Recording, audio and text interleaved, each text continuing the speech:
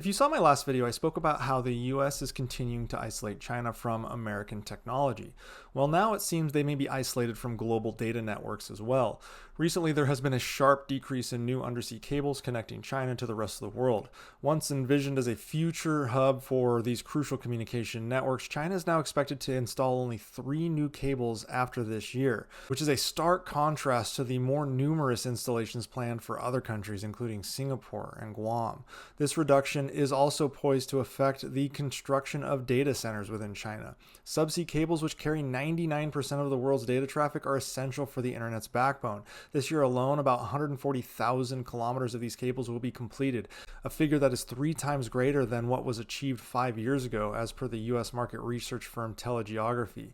This increase is driven by the escalating demand for data services, spurred by the widespread adoption of video streaming and cloud computing. On April 10th, Google unveiled a $1 billion initiative to lay 2 subsea cables linking Japan, Guam, and Hawaii. This announcement aligned with a meeting in Washington, D.C. between Japanese Prime Minister Fumio Kishida and U.S. President Joe Biden, where both leaders praised the investment aimed at enhancing digital communications across the U.S., Japan, and various Pacific Island nations. This development is part of what Telegeography's research director Alan Malden describes as, quote, the subsea Cold War between the U.S. and China. As China has emerged as a formidable economic power and a massive consumer of data, it has been actively involved in establishing subsea connections globally. Since 1994, 15 cables longer than 1,000 kilometers each have been installed, with significant involvement from Chinese state-owned enterprises such as China Mobile, often in collaboration with American companies. However, this landscape is obviously shifting, and around 2020,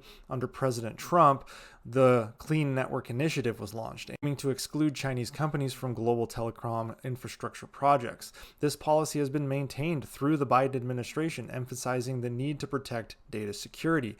In a noteworthy 2020 development, the U.S. Department of Justice prompted Google and Meta to rethink their plans for a 13,000-kilometer cable from Los Angeles to Hong Kong. The project was nearing completion, but before they got to the end and attached to Hong Kong, the company quickly adjusted their plans to exclude China and Hong Kong and redirected the cable to Taiwan and the Philippines. In a similar vein, a World Bank-led project for the South Pacific Islands also barred Chinese participation, aligning with the U.S. strategies here. Now, when you look ahead at this chart here that shows the number of 1,000-kilometer plus subsea cables, you can see what has been installed and you can see what is planned. As I said before, obviously China has nothing planned, and those 3 that are supposed to be going in the future all are heading to Hong Kong. Meanwhile, you see Singapore, Japan, Philippines, Guam all showing projects that are planned for the post-2025 demand for data communications. And this is because there's a massive demand between the US and Asia. Google and other US tech giants are at the forefront of these efforts, significantly shaping the future landscape of global digital infrastructure.